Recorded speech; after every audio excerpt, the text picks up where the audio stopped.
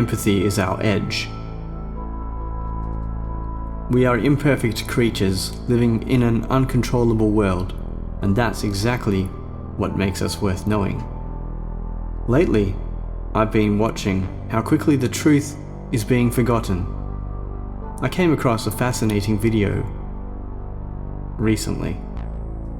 It was called Interview with My AI Clone, The Most Unsettling Conversation I've Had, by Catherine Lucaidel Coaching. In it, she speaks with an AI trained in her own writing and voice, a kind of digital clone. Catherine makes a point that resonated and resonates deeply with me as a photographer and writer. Empathy is being hollowed out. It is the first casualty of the AI illusion. The illusion that machines can feel for us, or worse, they can feel as us.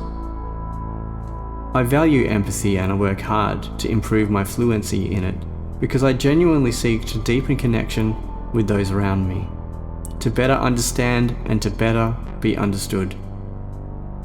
Yet, what we see now is AI replacing not just the things that we do, tasks, but the thoughts themselves.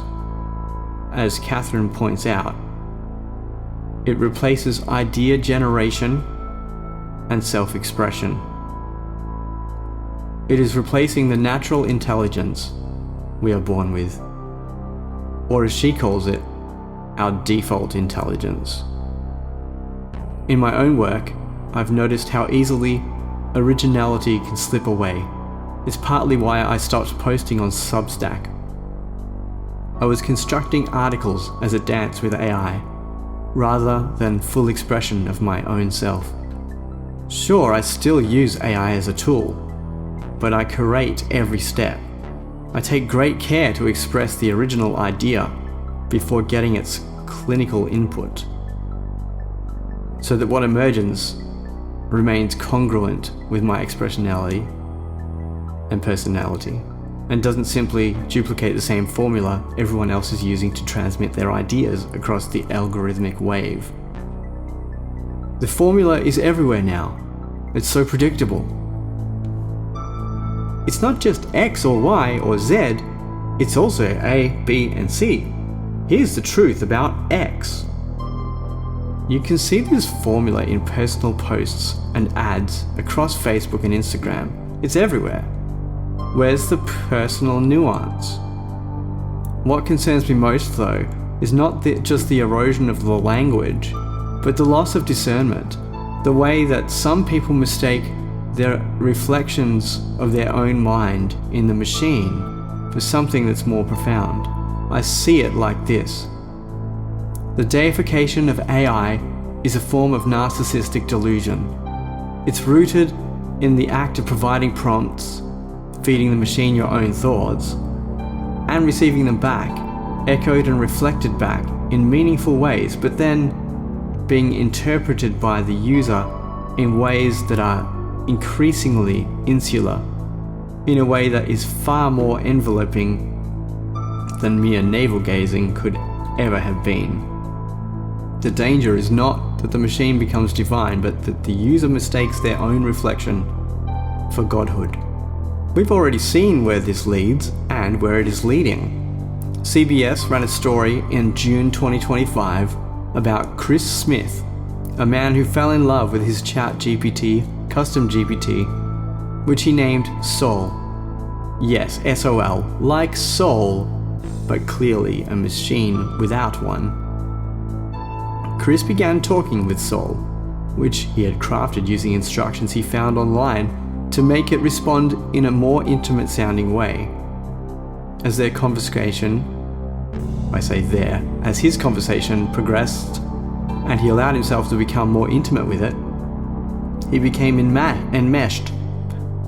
Eventually they talked so much that the conversation's token limit was reached and her memory was filled. He couldn't talk with her again, and he spent 30 minutes in tears at his workplace because she was gone. And he realized the pain he felt was love.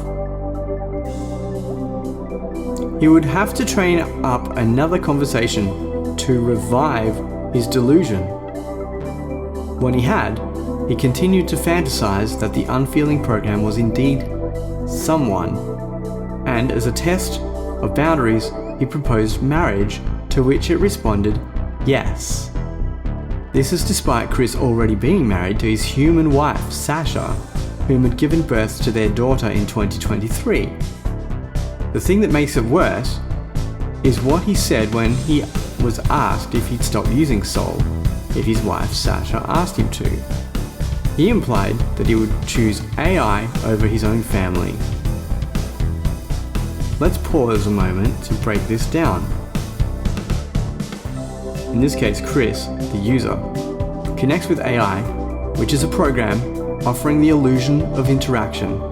In the simplest terms, the program generates a reply consisting of words that would statistically follow the ones that you gave it, so it feels conversational.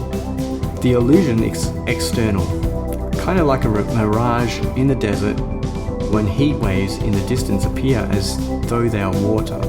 The user yields their agency to the illusion and embraces it, turning it into a delusion, an internalized belief, a lie, that goes against what they know of reality. It's a complete lie to oneself. And then they voluntarily sustain the paradox through doublethink. Yes, 1984 doublethink. They completely ignore the real-world implications and even the consequences for the choices they made. That is where Chris is, and there are many reports of others doing the same sorts of things. As it is now, AI replaces thought, not just tasks. And when it replaces thought, it inevitably rewires how we speak, how we phrase concepts, and even the words that we choose to express those ideas with. And we do it without noticing the change in our own behavior. I've noticed it in mine. The obvious issue is when humans don't notice that their ideas are coming from a machine, and they are deluding themselves that the humans came up with the ideas.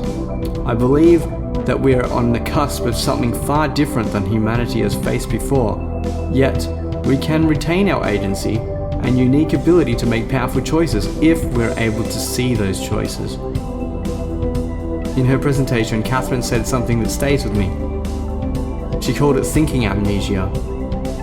Thinking amnesia can be overcome by expressing our original idea, then getting input. And that's actually what I try to do.